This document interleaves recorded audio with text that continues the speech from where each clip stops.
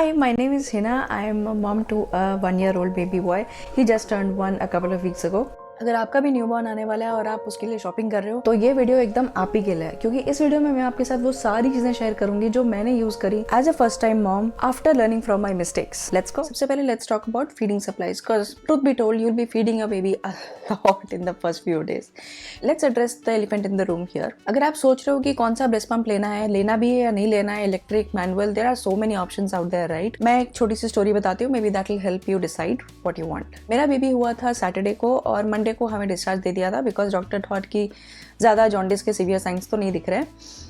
But Tuesday we noticed he started getting more yellow and हमने जाके doctor को दिखाया एंड डॉक्टर साइड कि उसको NICU में एडमिट करना पड़ेगा अभी। While this incident was very heartbreaking, I also realise that now I don't have a way to feed him because अभी वो NICU में रहने वाला है और and even as a mom I was not allowed to stay there. तो उस time तो मैंने बहुत हड़बड़ी में जाके फार्मेसी में जो मुझे ब्रेस्ट पंप मिला मैंने ले लिया।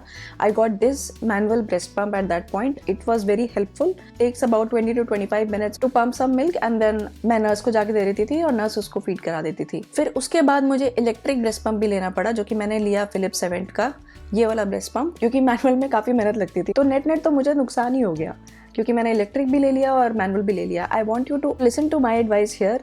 Gate yourself a basic breast pump, electric और manual, that's your choice. At least 6 months के लिए आपको एक्सक्लूसिवली ब्रेस्ट फीड कराना है बेबी को।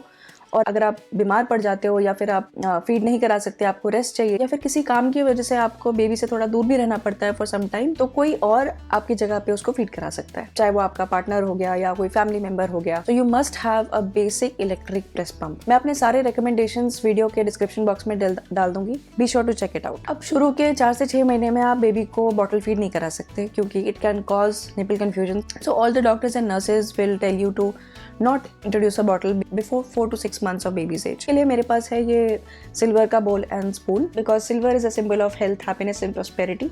तो ये मेरे को मेरे पेरेंट्स से गिफ्ट मिला था। ये सिल्वर का होने की जरूरत नहीं है, आप स्टील भी ले सकते हो, आप क्वालिटी ले सकते हो। ये बहुत ही सस्ता आता है, इजीली मिल जाता है अमेजोन पे भी। ये ट्रेडिशनल इंडियन मेथड है न्यूबॉर्न्स को फीड कराने का, क्योंकि इससे आप मिल्क का फ्लो इजीली कंट्रोल कर सकते हो। क्योंकि आप स्पून से बेबी को फीड नहीं करा रहे तो मिल्क की स्पिलेज भी कम होती है। But most importantly it encourages newborns to use their tongue in order to prepare them for breast feeding.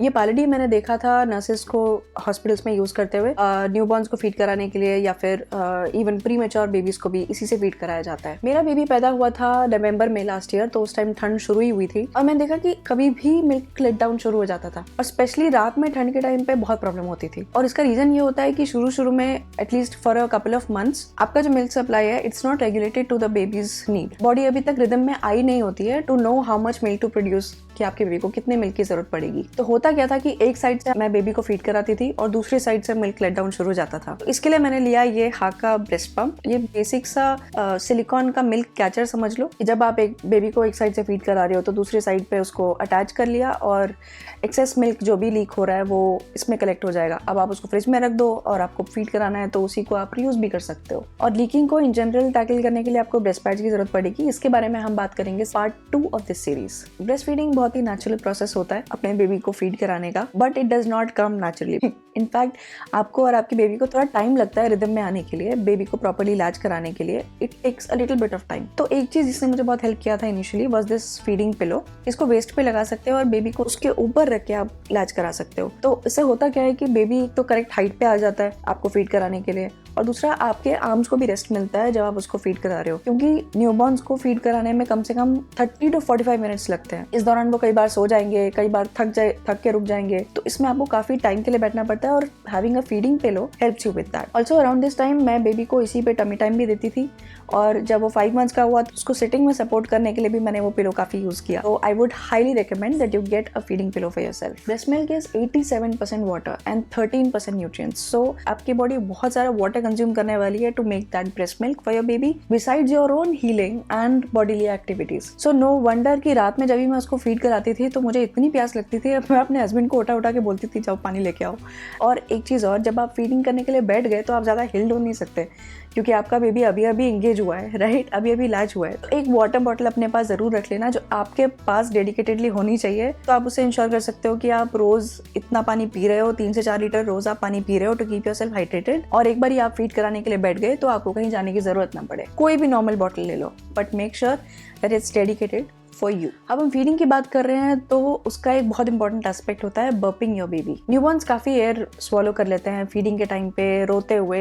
In general newborn's काफी बार गैसी भी होते हैं। तो मैंने नोट किया कि अगर मैं बेबी को बर्प बिना कराए लिटा देती हूँ तो वो कई बार काफी अनईजी सा, फसी सा रहता था। और जब भी आप उसको बर्प कराओगे तो आप नोट करोगे कि कई बार बेबी स्पिट करते हैं, जो उन्होंने दूध पिया हुआ है थोड़ा सा दूध वो निकाल देते हैं। उसके लिए आपके पास एक बर्प क्लॉथ हमेशा होना चाहिए फीड कराते हुए। और अगर हो सके तो बेबी को एक बिब भी पहना दो, क्योंकि लैचिंग हमेशा प्रॉपरली हो जाए ऐसा जरूरी नहीं है। और अगर वो फीड करते करते सो जाते हैं तो कई बार वो लैच ब्रेक हो जाता है, जिस वजह से मिल्क बाहर निकल जाता है और उनके कपड़े गीले हो जाते हैं। तो ये अवॉइड करने के लिए आई वुड सजेस्ट कि आप बर्प क्लॉथ और बिब्स दोनों ले लो। ये सारे प्रोडक्ट्स जो मैंने शेयर किए हैं इन सब के लिंक्स मैं ढूंढ के डिस्क्रिप्शन बॉक्स में डाल दूंगी। Be sure to check it out. Okay, this was it about feeding essentials. I really hope you liked this video and if you did, give it a thumbs up। फिर इस series के 2 parts और आएंगे। एक होगा जिसमें मैं बात करूंगी बेबी और मम्मा के बारे में, और एक होगा जिसके बारे में बात करूंगी ऐसी चीज़ों के बारे में जो हम बहुत इजीली मिस आउट कर जाते हैं। So that you don't miss out those videos, इस चैनल को अभी सब्सक्राइब कर लो and I will see you in the next one. Bye bye.